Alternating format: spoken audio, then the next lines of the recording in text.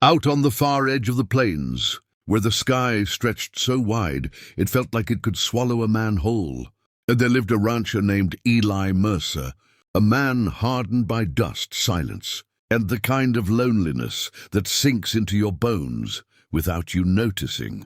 Eli had built his life on rules, his own rules, and the unspoken laws of the land. You respected boundaries. You didn't ask questions that could get you killed. And most importantly, when someone told you something was off limits, you turned your eyes away and rode on. That's how men survived out here. Or at least, that's what Eli had always believed. Until the afternoon the wind died. The horses went restless, and a single, desperate voice shattered the stillness with words that would haunt him forever. "Don't look down there. That's off limits." It happened near the old cottonwood, the one twisted by lightning decades ago, standing alone like a warning sign no one bothered to read.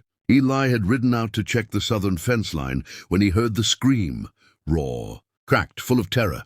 He followed it, every instinct screaming at him to turn back, until he saw her, a woman suspended from a thick branch, ankles bound, dress torn and dust-stained, her body shaking with exhaustion and fear.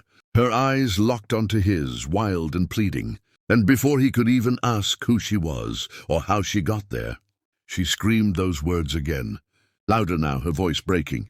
"Don't look down there. Please, don't." Eli froze. The air felt heavier, as if the land itself was holding its breath. Beneath her, the tall grass stirred unnaturally, flattened in places, darkened in others. Something about it felt wrong, too still, too deliberate. Every sensible part of him told him to listen to her, to cut her down, to get her away without asking questions. But curiosity is a dangerous thing, and in that moment it sank its claws into Eli's mind. What could be so terrible that a woman hanging between earth and sky would beg a stranger not to look? His eyes drifted downward before he could stop himself, and the instant he did, the world shifted. Below her, hidden by grass and shadow, were bones, human bones, bleached white by the sun, arranged in patterns that made his stomach twist. Skulls lined up like grotesque markers, ropes half buried in the dirt, torn scraps of clothing caught on thorns. This wasn't an accident.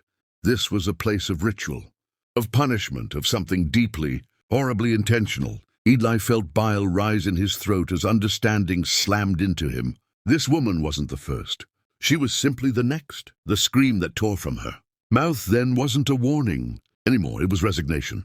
She saw the change in his face and knew he had looked, knew the rule had been broken.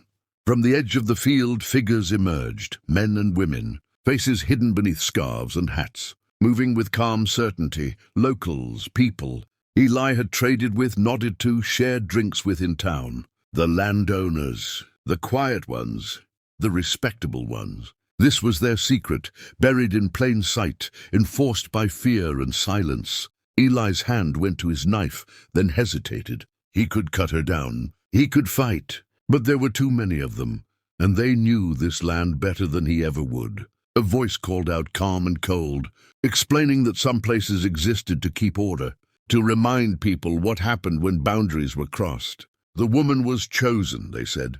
Chosen to hang until the sun or the animals took her. Chosen to become part of the warning beneath her.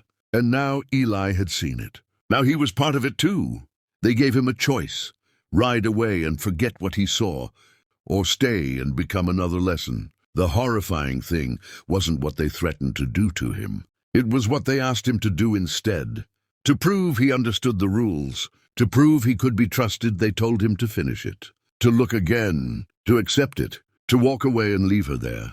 Eli's mind screamed. His heart pounded, and in that moment, the man he thought he was shattered. He remembered every time he'd stayed silent, every time he'd ridden past trouble because it wasn't his business. This was the cost of that silence, hanging right in front of him. Slowly, shaking, he lowered his gaze again, not to the bones this time, but to the woman's face. Her eyes met his, filled not with hope, but with a terrible understanding.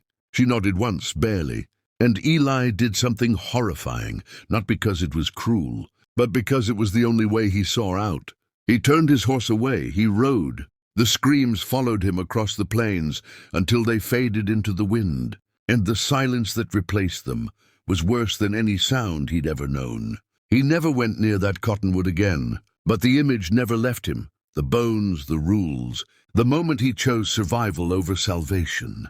Years later, when strangers ask why he warns them not to wander too far, why his voice shakes when he talks about boundaries, Eli just looks at the horizon and says, some places aren't meant to be seen, and some choices once made can never be undone. If this story gripped you, disturbed you, and made you feel that chill crawl up your spine, remember, stories like this don't tell themselves. Subscribe to the channel for more dark, powerful tales from the edge of humanity, because the next story might be even closer to home.